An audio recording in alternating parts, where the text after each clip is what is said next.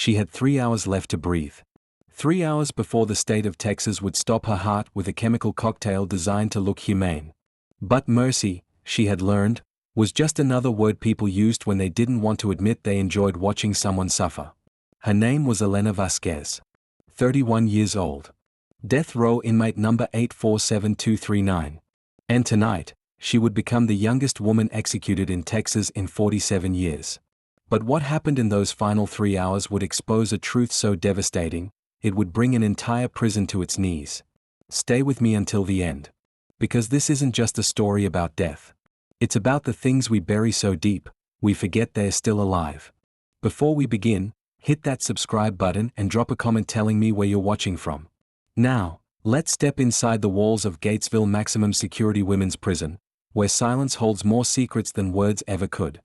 The sound of boots on concrete is different at night. During the day, it's just noise, guards moving from cell block to cell block, maintaining order in a place designed to break spirits. But at night, those footsteps become a countdown. Each echo a reminder that time moves differently when you're waiting to die. Elena sat on the edge of her bunk, hands folded in her lap, staring at the wall across from her cell. She had memorized every crack in that concrete. 7 years she'd been staring at those same cracks, watching them spread slowly like veins under pale skin. 7 years since the jury read that verdict. 7 years since her daughter's face became something she could only see in photographs they wouldn't even let her keep. The cell was 8 feet by 10 feet. Cold steel toilet in the corner. Sink with a faucet that dripped constantly, a rhythm that had driven other inmates to madness, but Elena had learned to find comfort in it. At least it proved something was still alive in this tomb.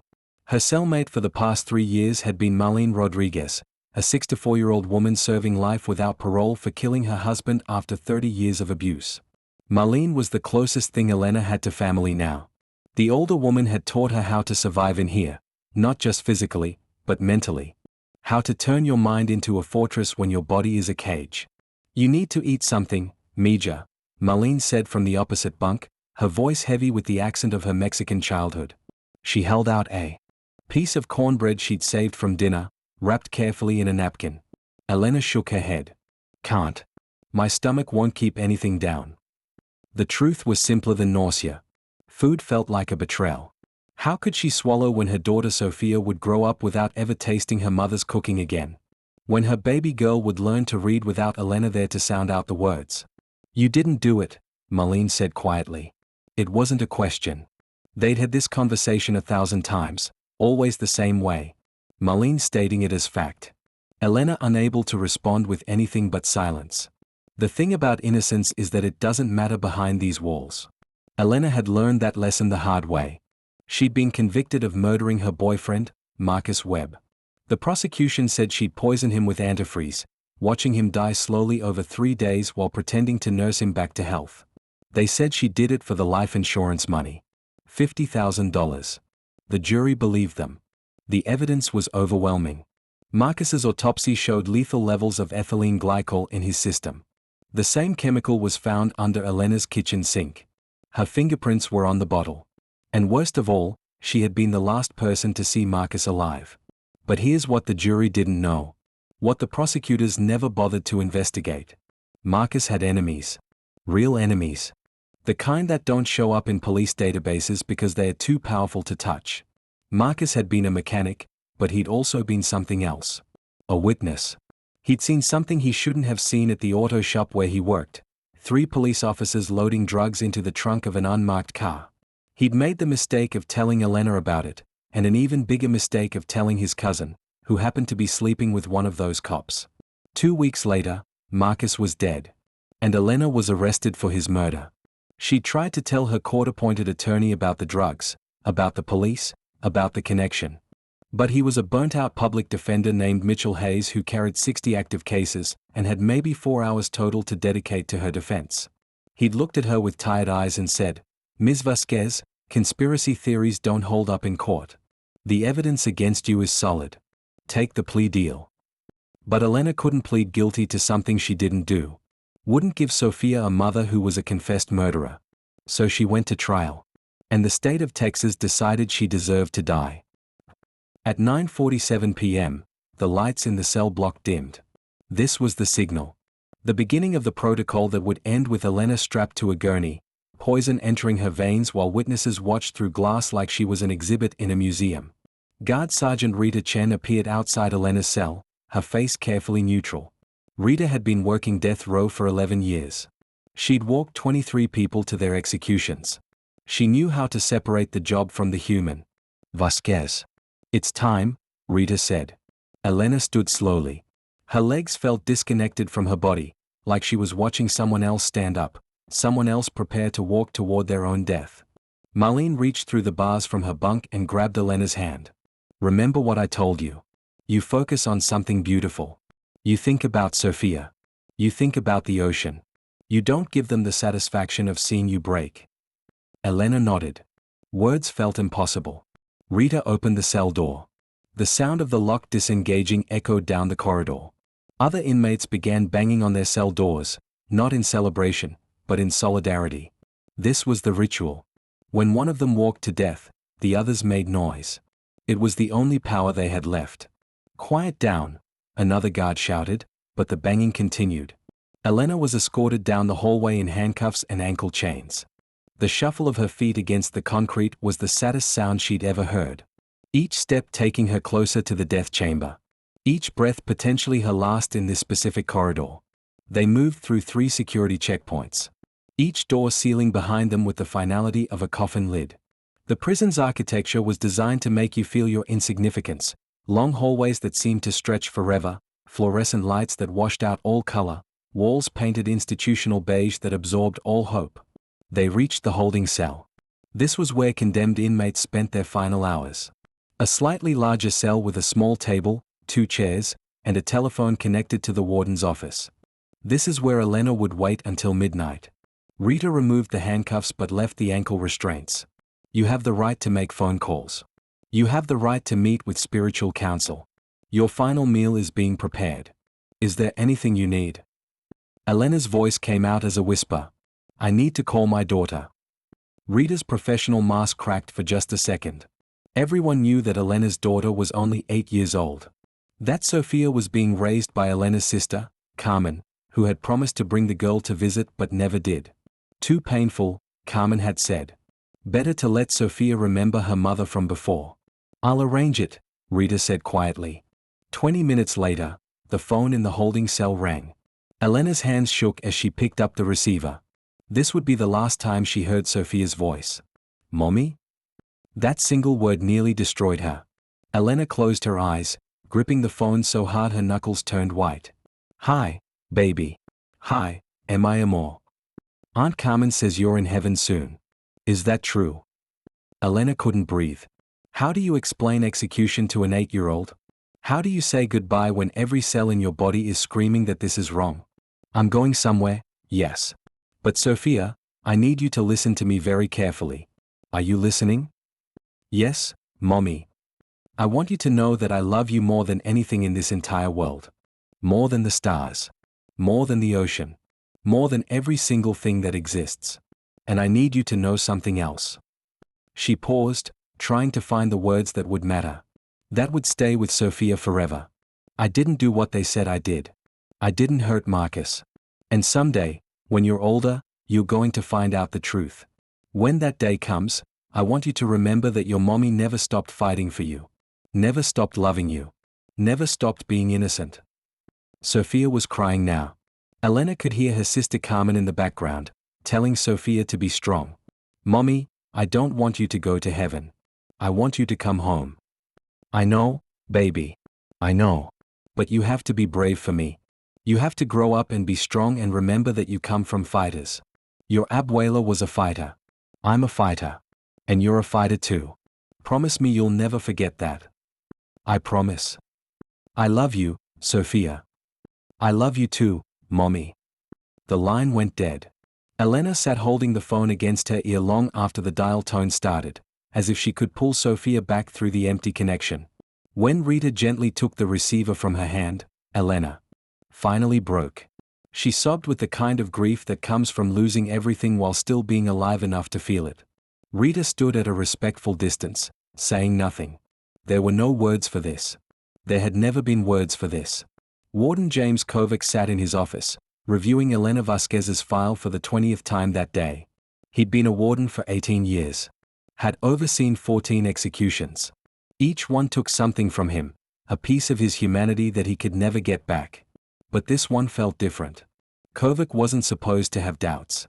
His job was to carry out the sentence handed down by the courts. To maintain order and see justice done. But as he read through Elena's case file, something nagged at him. A feeling that had been growing stronger over the past few weeks. The evidence against her was solid. Too solid, maybe. Like someone had carefully constructed a perfect case, leaving no room for doubt. No room for alternative theories. No room for the kind of messy reality that actual crimes created. There was a knock on his door. Deputy Warden Sandra Morrison entered, carrying a folder. The final meal is ready. Elena requested chicken tamales, rice, and tres leches cake. We also have confirmation that Father Michael from St. Anne's will be here in 30 minutes for last rites. Kovac nodded. Thank you, Sandra. How is she? Holding up. Better than most. Sandra paused. Jim, can I speak freely? Always. I don't feel right about this one. There's something off about her case. I've been going through the trial transcripts, and the defense was barely there. Her lawyer didn't call a single expert witness. Didn't challenge the forensics. It was like he'd already given up before the trial even started. Kovac leaned back in his chair. I've been thinking the same thing. But our job isn't to retry cases. The courts have spoken. What if the courts were wrong? The question hung in the air between them. It was the question neither of them was supposed to ask. Because if the courts could be wrong about this, they could be wrong about any of them. And that thought was too terrifying to fully contemplate. Sandra, we have procedures for a reason. Elena's had 7 years of appeals. Every court that looked at this case upheld the conviction. At some point, we have to trust the system. Even when the system is built on public defenders with too many cases and prosecutors who care more about conviction rates than truth. Kovac didn't have an answer for that. Father Michael O'Brien had been a prison chaplain for 23 years. He'd provided spiritual counsel to hundreds of inmates, offering comfort in a place designed to strip away all hope. But tonight, as he walked through the security checkpoints toward Elena Vasquez's holding cell, he felt an unfamiliar weight in his chest. He'd met with Elena dozens of times over the past 7 years. Had heard her confession. Had prayed with her. Had watched her transform from an angry, terrified woman into someone who had found a strange kind of peace within these walls. And he didn't believe she was guilty. Father Michael had heard thousands of confessions in his life.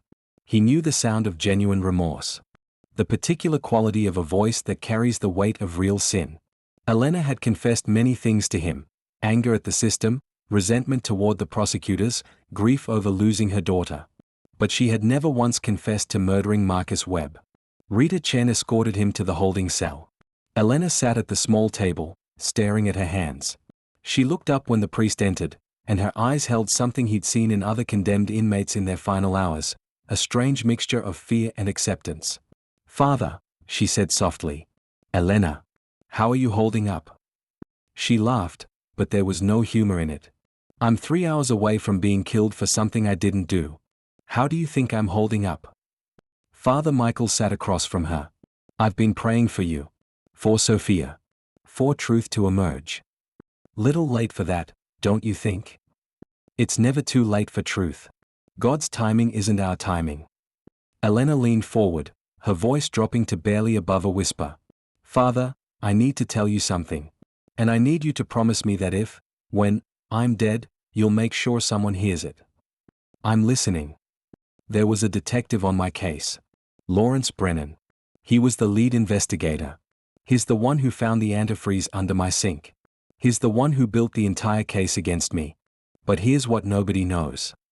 She paused, making sure Rita Chen wasn't close enough to hear. "Brennan was one of the cops Marcus saw loading drugs. Marcus told me his name specifically.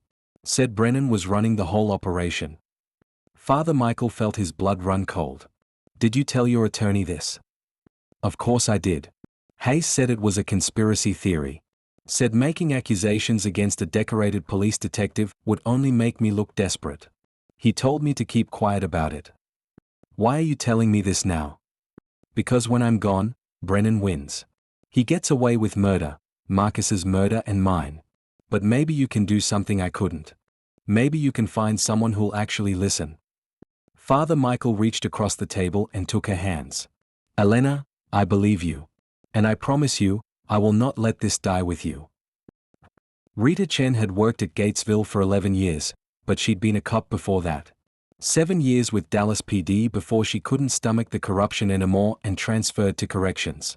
At least in prison, she'd thought, the bad guys are already behind bars. But tonight, watching Elena Vasquez sit in that holding cell, Rita felt the same nausea she'd felt during her final weeks as a cop. The same sick certainty that something was deeply, fundamentally wrong. She'd been thinking about it for months. Ever since she'd overheard a conversation between two guards in the break room. They'd been talking about Detective Brennan, how he just bought a second house in the suburbs. How he was driving a brand new Mercedes. How his kid was going to private school now. All on a detective's salary. Rita had made some quiet inquiries after that. Nothing official, just asking questions to people she still knew in Dallas PD. And what she'd learned had kept her awake at night for weeks.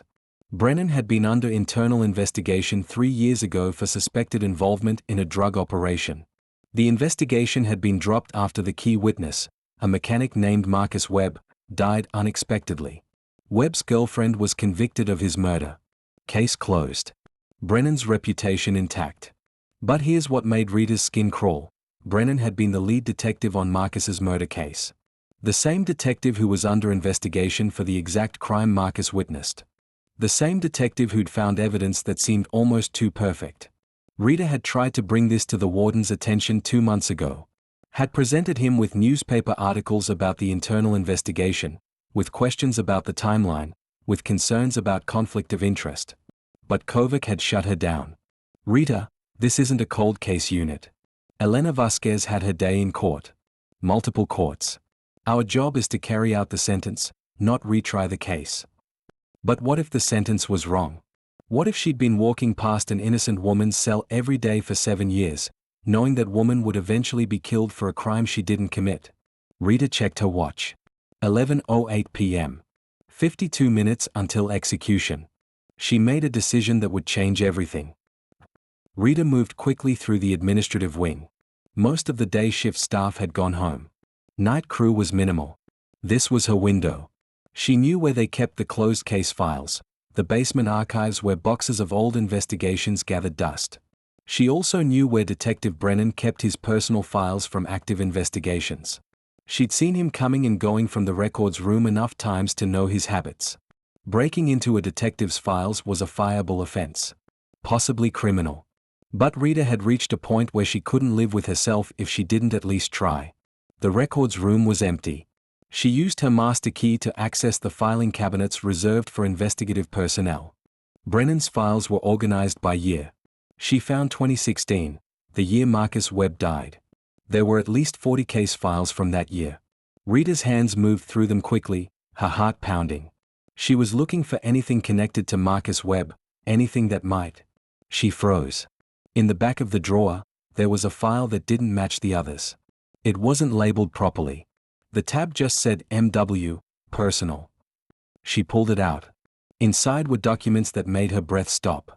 Crime scene photos from Marcus Webb's death. But these weren't the official photos that had been presented at trial. These showed different angles, different details. And in one photo, one that had clearly been taken before the scene was processed, there was something that hadn't been in any evidence report. A cell phone on Marcus's nightstand. Screen cracked, but clearly visible. Rita knew from the trial transcripts that no cell phone had been recovered from the scene. The prosecution had made a point of saying that Elena must have destroyed it to hide evidence of her guilt. But here it was. In a photo taken by Detective Brennan. A phone that was never logged into evidence. Never analyzed. Never presented to the defense. Her hands shook as she pulled out the next document. It was a lab report, unofficial, dated a week after Marcus's death. It detailed the contents of Marcus's phone. Text messages. Photos. Including multiple screenshots of what appeared to be police officers loading duffel bags into an unmarked car. And there was more. A handwritten note paperclip to the report, in handwriting Rita recognized as Brennan's. Web phone contains evidence linking 3 officers to trafficking operation. Device cannot be submitted as evidence without exposing our involvement. Recommend disposal. Alternative theory of girlfriend's guilt maintains closure of web case and protects ongoing operations. Rita felt sick. This wasn't just a wrongful conviction. This was a murder. Brennan had framed Elena to cover up his own criminal enterprise. Had watched an innocent woman get sent to death row to protect himself. She pulled out her phone and started taking pictures of every page in the file. Her hands were shaking so badly she had to brace her elbows on the desk to keep the images steady. 37 photos later, she had everything. She shoved the file back into place and left the records room, her heart hammering against her ribs. She checked her watch. 11:31 p.m. 29 minutes until execution. Rita ran through the corridors, her boots echoing off the concrete walls. She had to get to the warden. Had to show him what she'd found. But even as she ran, doubt crept in. What if he didn't believe her? What if he said it was too late? What if politics and procedure mattered more than truth? She burst into the warden's office without knocking. Kovac looked up from his desk, startled. Chen, what the hell? Sir, you need to see this. Right now. Rita pulled out her phone and thrust it toward him. Elena Vasquez is innocent. Detective Brennan framed her. I have proof. Kovac stood slowly, his face darkening. Officer Chen, you need to calm down and explain. There's no time to explain. The execution is in 27 minutes. Rita's voice cracked. Sir, please. Just look at the photos. Marcus Webb had evidence on his phone that would have exposed police corruption. Brennan made that phone disappear and pinned the murder on Elena to cover it up. It's all here. It's all documented. Kovac took the phone and began scrolling through the images. His expression changed as he read, confusion giving way to shock, then to something darker. Rita could see the realization hitting him. Everything he'd believed about this case, about his job, about justice itself, it was all crumbling. Jesus Christ, he whispered. Where did you get this? Brennan's personal files. The ones he kept off the record. You broke into a police detective's files? Yes, sir. Court-martial me later. Right now, we need to stop that execution. Kovac was already reaching for his phone.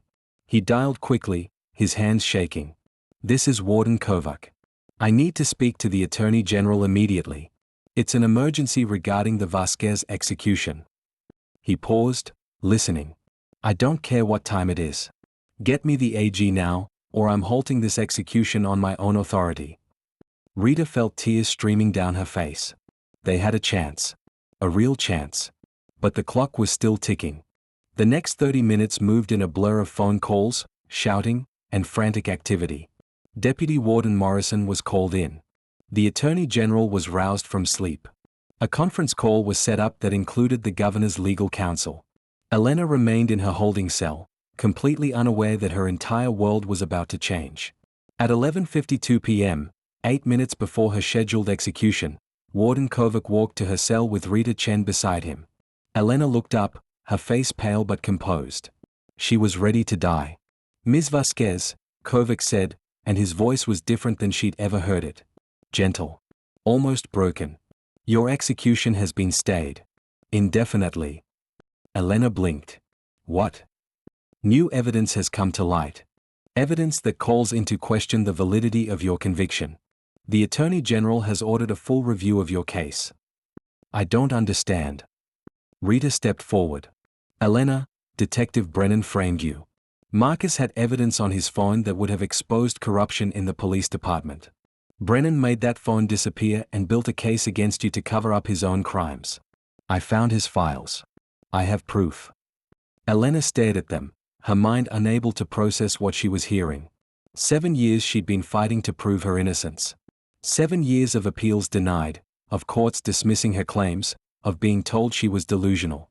And now, with 8 minutes before her death, someone finally believed her? My daughter, she whispered.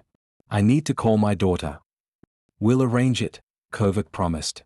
But first, we need to move you back to general population. You're not in immediate danger anymore. You're not being executed tonight. Elena collapsed to her knees on the cold floor and sobbed. Not tears of joy, not yet. These were tears of a different kind. Tears for the 7 years stolen from her. For the childhood she'd missed with Sophia. For the person she'd been before this nightmare began, a person she could never get back. Rita knelt beside her and put a hand on her shoulder. "You're going to be okay. We're going to make this right." But even as she said it, Rita knew the truth. Some things couldn't be made right. Some damage couldn't be undone. Justice delayed was justice denied, and Elena Vasquez had already served 7 years of a sentence for a crime she didn't commit. Still, it was better than death. It was better than leaving Sophia alone in the world with only the memory of an executed mother. The fallout from that night spread through the criminal justice system like a shock wave. Within 72 hours, Detective Lawrence Brennan was arrested and charged with evidence tampering, conspiracy to commit murder, and running a narcotics trafficking operation.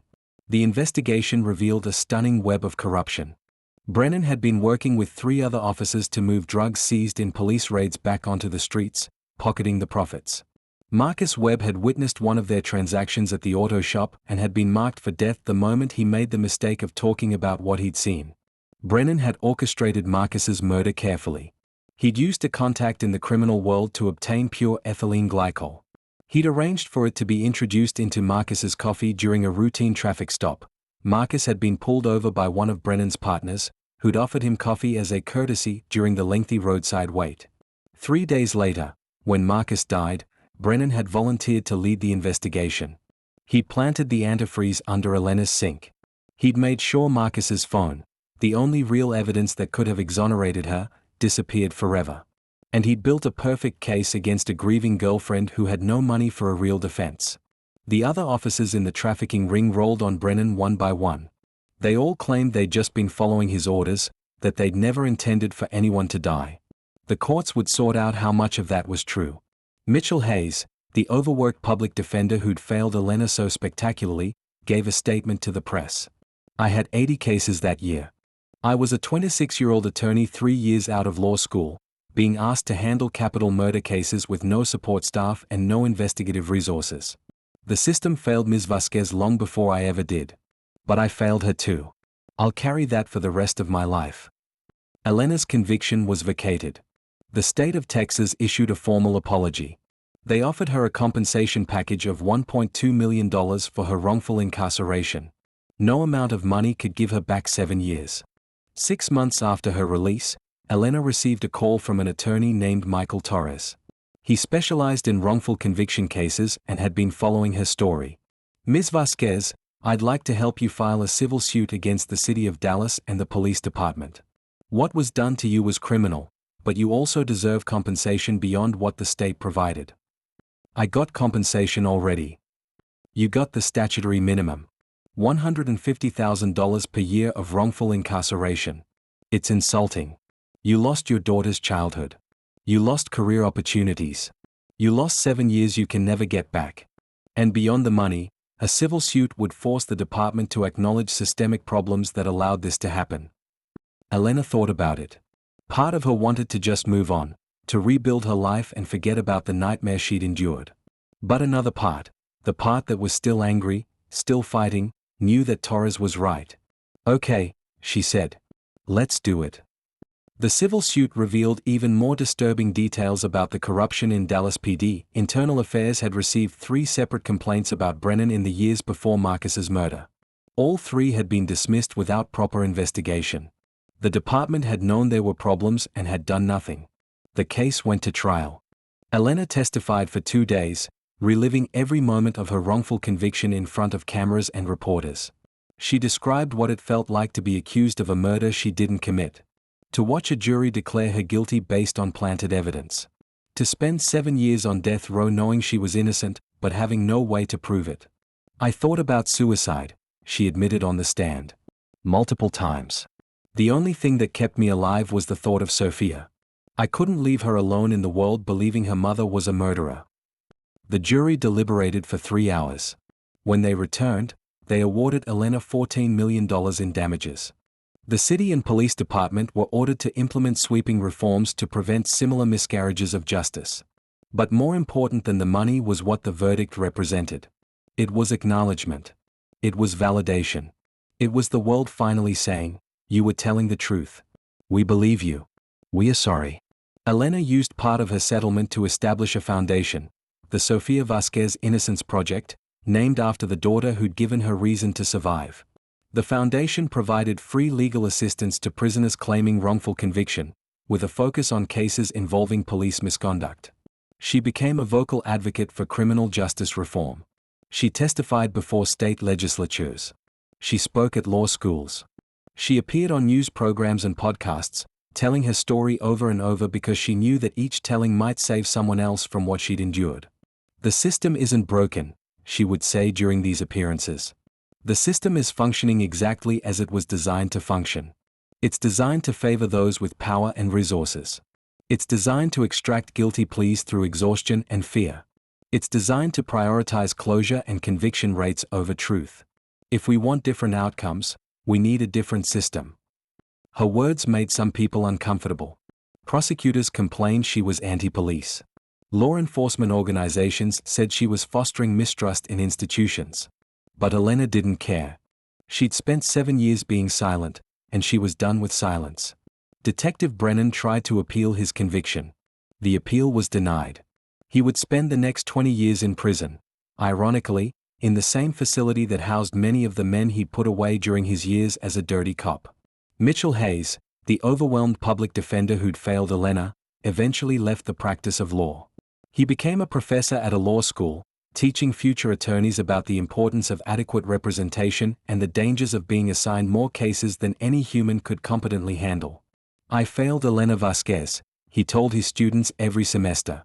"I was young and overworked and in way over my head, and I failed her. She almost died because I wasn't good enough." That should haunt every single one of you as you go into this profession. Because if you're not giving your clients real advocacy, you're just helping the system grind them into dust. Father Michael O'Brien remained close with Elena.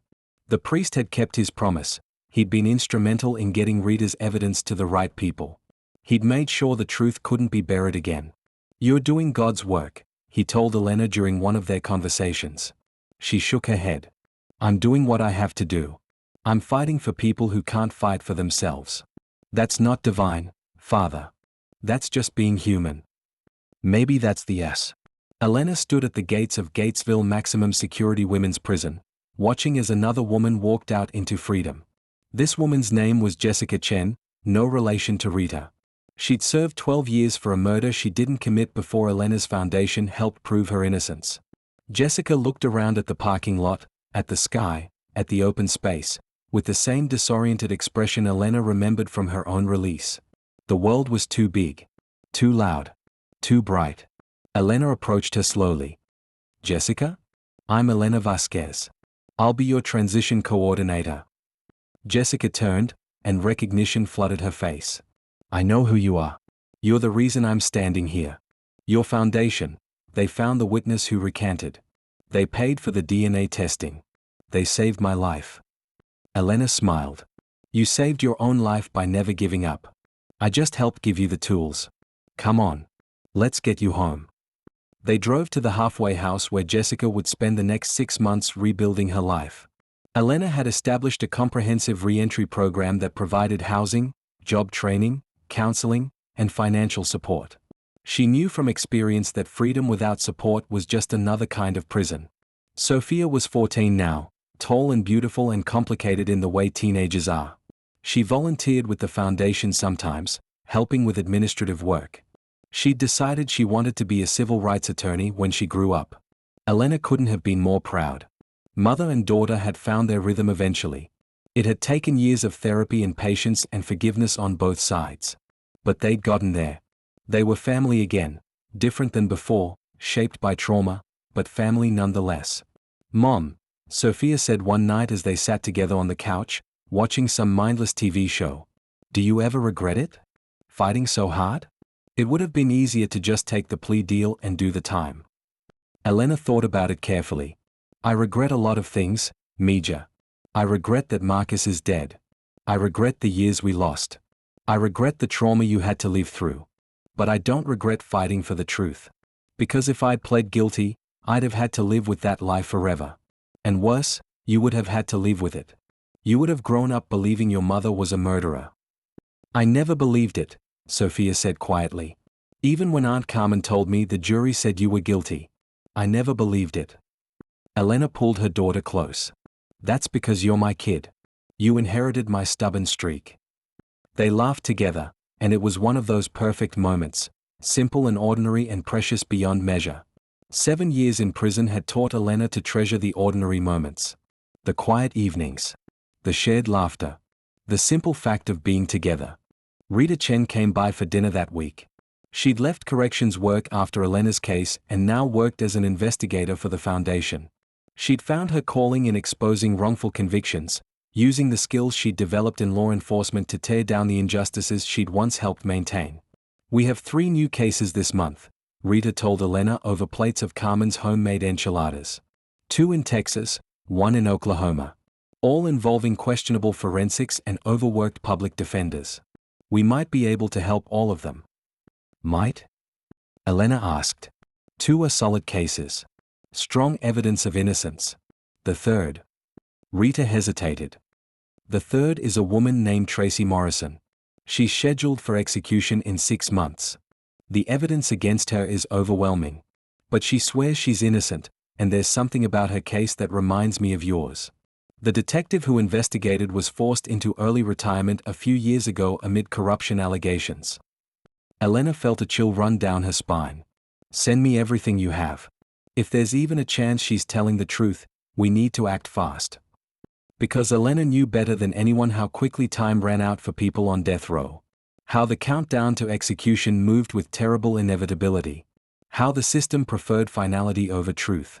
The Elena Vasquez Innocence Project freed 17 wrongfully convicted individuals in its first 7 years of operation. 17 people who, like Elena, had been telling the truth while everyone called them liars. 17 families reunited.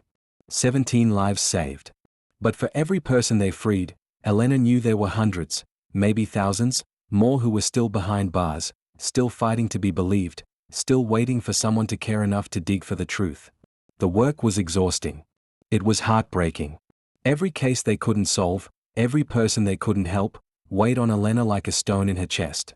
She carried them all with her, the ones who died in prison still claiming innocence, the ones whose cases had gone cold, the ones who'd given up hope.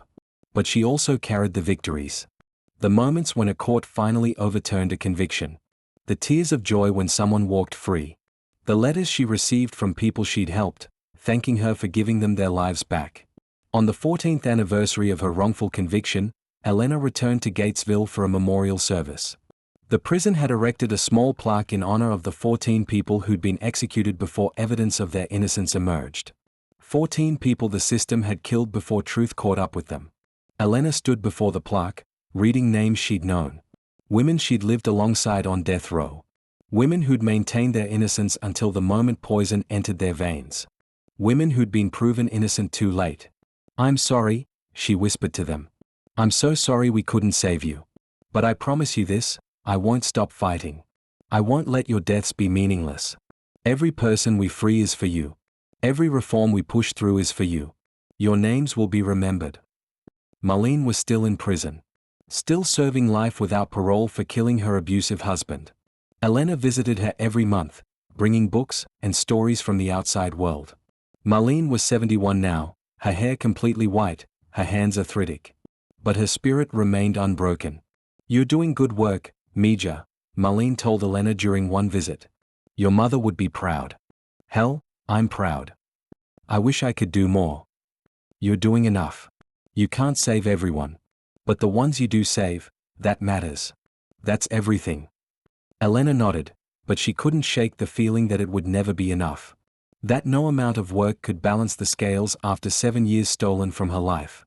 After watching innocent people walk to their deaths. After witnessing the machinery of injustice grinding away, year after year, consuming lives with bureaucratic efficiency. On a cold December evening, Elena received a call that would bring her story full circle.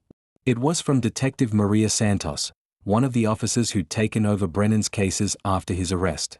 Elena, I need to tell you something. Something I should have told you years ago. I'm listening. I was a rookie cop when you were convicted. I was assigned to assist Brennan on your case. I didn't know what he was doing, I swear I didn't. But looking back, there were signs. Things that didn't add up. Questions I should have asked. Elena felt her jaw tighten. What are you saying, detective? I'm saying I failed you. I was so eager to impress my training officer, so desperate to prove myself, that I didn't question anything. I saw what I wanted to see instead of what was actually there. And because of that, you spent 7 years on death row. There was a long silence. I don't expect forgiveness, Santos continued. I just wanted you to know that I've spent the last 7 years making sure I never make that mistake again. Every case I work now, I question everything. I follow every lead, even the ones that contradict the easy narrative. Because I remember what happened to you. Elena closed her eyes. Part of her wanted to rage at Santos, to blame her for the years stolen. But she'd learned that blame was a trap. It kept you locked in the past, unable to move forward. Detective, I appreciate the honesty. And I'm glad you learned from what happened. But here's what I need you to understand. Good intentions don't prevent injustice. Being sorry doesn't undo damage. If you really want to make amends, don't just work your cases better. Speak up. When you see corruption, report it. When you see misconduct, call it out. When you see the system failing someone, fight for them. That's how you honor what happened to me. I will. I promise you, I will. After the call ended, Elena sat in the darkness of her living room, thinking about all the people who'd played roles in her conviction. Brennan, obviously. But also Hayes, who hadn't fought hard enough. The prosecutors who'd cared more about winning than truth. The jury members who'd believed the narrative they were given. The judges who'd denied her appeals. Santos, who'd been too inexperienced to recognize corruption. None of them, except Brennan, had set out to destroy her life. They'd just been doing their jobs. Following protocols. Making assumptions. Being human. And that was the most terrifying thing about injustice. It didn't require evil people with malicious intent. It just required ordinary people making ordinary mistakes within a system that prioritized efficiency over truth. 10 years after her release, Elena was invited to speak at a national conference on wrongful convictions. The audience was filled with judges, prosecutors, defense attorneys, police officers, and formerly incarcerated individuals. People from every part of the criminal justice system gathered to grapple with how to fix what was so clearly broken. Elena stood at the podium, looking out at hundreds of faces. Some guilty. Some defensive. Some genuinely seeking answers. I'm not going to tell you that I've forgiven everyone who played a role in my wrongful conviction, she began. Because I haven't. I'm not going to tell you that 10 years of freedom has erased 7 years on death row. Because it hasn't. What I am going to tell you is this. The system that condemned me is the same system that condemned thousands of others. And it's still running. Still churning out wrongful convictions. Still prioritizing finality over truth.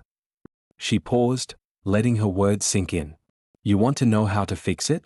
Start by believing people when they say they're innocent. Not assuming every claim of wrongful conviction is a lie. Actually investigate. Actually care. Actually treat defendants like human beings instead of case numbers. But what about guilty people who claim innocence? Someone shouted from the audience. How do we tell the difference? You investigate. You follow the evidence wherever it leads, not just where it's convenient. You provide adequate defense counsel. You don't hide exculpatory evidence. You don't coerce confessions. You do your jobs with integrity instead of treating prosecution as a competitive sport. The room erupted in applause, though she could see some prosecutors in the front rows shifting uncomfortably. I know what some of you are thinking, Elena continued. The system worked in her case. She was eventually freed. But here's the thing, I was freed despite the system, not because of it. I was freed because one corrections officer broke the rules to find hidden evidence. I was freed because I happened to be alive when that evidence emerged. But what about all the people who weren't so lucky? What about the ones who died in prison before the truth came out? She pulled out a list, 14 names. The plaque from Gatesville. These are people who were executed before evidence of their innocence was discovered. 14 human beings killed by the same system that nearly killed me. And those are just the ones we know about. How many others died in prison, their innocence never proven because no one cared enough to keep looking. The room was silent now. So when you ask me how to fix the system, I'll tell you, burn it down and start over. Build something that actually serves justice instead of just serving conviction rates. Build something that treats human lives as sacred instead of expendable. Build something that acknowledges its own fallibility and builds in safeguards to protect the innocent. She stepped back from the podium. The applause was thunderous, but also uncomfortable. Truth usually is. The week after the conference, Elena received a letter from an inmate at a women's prison in Florida. The handwriting was careful, practiced, like someone who'd spent years writing letters that no one read. Dear Ms. Vasquez, my name is Amanda Pierce. I am serving life without parole for a murder I did not commit. I have been writing to Innocence projects and lawyers for 8 years, but no one will take my case. They say the evidence against me is too strong. They say I should accept my guilt and focus on rehabilitation. But I can't accept guilt for something I didn't do. And after reading about your story, I realize I don't have to. I don't know if you can help me. I don't even know if you'll read this letter. But I had to try. Because you're proof that sometimes, against all odds, truth wins. And right now, I need to believe that's still possible. Elena read the letter 3 times. Then she called Rita. We have a new case. This was the work. This would always be the work. For every person freed, there were 10 more waiting. For every victory, there were 100 defeats. But Elena had learned that you don't measure justice in outcomes. You measure it in effort. In refusing to give up. In standing with people when everyone else walks away. Sophia was applying to college now, writing essays about her mother's fight for justice and how it had shaped her own sense of purpose. She'd been accepted to 3 top law schools with full scholarships. The daughter of a wrongfully convicted woman would become an attorney fighting for others. I'm scared, Sophia admitted one night as she and Elena sat together going through college materials. Of what? Of following in your footsteps. Of fighting a system that's so big and so broken. What if I spend my whole life fighting and nothing changes? Elena took her daughter's hand. Then you'll have spent your life on something that mattered. Look, Mija, I'm not going to lie to you. This work is hard. It breaks your heart regularly. You're going to lose more than you win. But the people you help? The lives you save? Those are real. And that matters. But is it enough? It has to be. Because the alternative is giving up. And I didn't survive 7 years on death row just to give up now. Elena walked through the gates of Huntsville Women's Correctional Facility on a humid summer morning. She was here to meet Amanda Pierce, the woman who'd written to her months ago, whose case the Foundation had taken on, whose innocence Elena was now certain of. The meeting room was the same as every prison meeting room she'd ever been in. Institutional furniture. Security cameras. The smell of disinfectant failing to mask decades of despair. Amanda entered in handcuffs, escorted by a guard who looked bored. She was 34 years old but looked 50, prison-aged people in ways that went beyond mere time. When she saw Elena, her eyes filled with tears. You came. You actually came. I told you I would. Elena gestured for Amanda to sit. I've reviewed your case. All of it. And I believe you. You didn't kill your husband. Amanda's composure cracked. No one's ever said that to me before. Not even my own family believed me. Well, I believe you. And more importantly, I can prove it. There were 3 other deaths in your town within 2 months of your husband's death. Same MO. Same suspicious circumstances. But the investigations were never connected because they occurred in different jurisdictions. We've linked them all to a nurse at the hospice facility where your husband received care. She was stealing morphine and replacing it with fentanyl to cover her tracks. Your husband died because he was given the wrong medication, not because you poisoned him. Amanda stared at her, hope and disbelief warring on her face. How long will it take? To get you out? 6 months, maybe a year. There's going to be a lot of legal work. But Amanda, I need you to understand something. When you get out, your life isn't going to magically fix itself. Freedom isn't the end of the story. It's just the beginning of a different struggle. I don't care. Anything's better than dying in here for something I didn't do. Elena nodded. She remembered feeling the same way. Before she understood that freedom brought its own kind of pain, the pain of lost time, of broken relationships, of a world that had moved on without you. But Amanda would learn. And Elena would be there to help her, the way she wished someone had been there for her. Late at night, when the house was quiet and Sophia was asleep, Elena would sometimes sit alone and think about the version of herself that had existed before the nightmare began. Before the arrest, before the trial, before death row. That woman was gone forever. She'd been optimistic once. Believed the system worked. Trusted that truth mattered more than politics, more than power, more than convenience. Prison had stripped away those illusions the way acid strips paint. But it had also given her something else. Purpose. Clarity. The absolute certainty that she would spend whatever life she had left fighting for people the system had failed. Not because she expected to win. Not because she believed justice was inevitable. But because someone had to stand in the gap. Someone had to be the voice for the voiceless. She thought about all the people she'd met on death row. The women who'd become her sisters during those 7 years. Most of them were guilty of the crimes they'd committed. She wasn't naive enough to believe otherwise. But guilty or innocent, they were still human beings. Still mothers and daughters and sisters. Still people who deserved to be treated with basic dignity. And among them had been others like her. People who swore they were innocent. People who'd been failed by overworked defenders and overzealous prosecutors. People who died claiming innocence that would be proven too late. Elena carried their names with her. Spoke them aloud sometimes, like prayers. Because someone needed to remember. Someone needed to bear witness to the fact that they'd existed, that they'd mattered, that their lives had value beyond what the state decided they deserved. The clock on the wall read 2:47 a.m. Elena should have been asleep, but sleep still didn't come easily. 7 years of hypervigilance couldn't be undone by freedom. She still woke at count times. Still felt her heart race at the sound of footsteps in the hallway. Still carried the prison inside her, even though her body had left years ago. She picked up her phone and opened the case file for Amanda Pierce. There was work to be done. Evidence to review. Witnesses to interview. Legal briefs to prepare. The machinery of justice moved slowly, but it did move, if you pushed hard enough. This was her life now. And maybe it always would be. Fighting battles that couldn't be won. Standing with people no one else would stand with. Believing in innocence in a system designed to assume guilt. It was exhausting. It was heartbreaking. It was necessary. And in the end, that was all that mattered. 15 years after her release from death row, Elena Vasquez stood before a crowd of 500 people at the dedication of the Texas Innocence Memorial. The memorial listed the names of 43 people who'd been wrongfully convicted in Texas and later exonerated, including Elena's own name.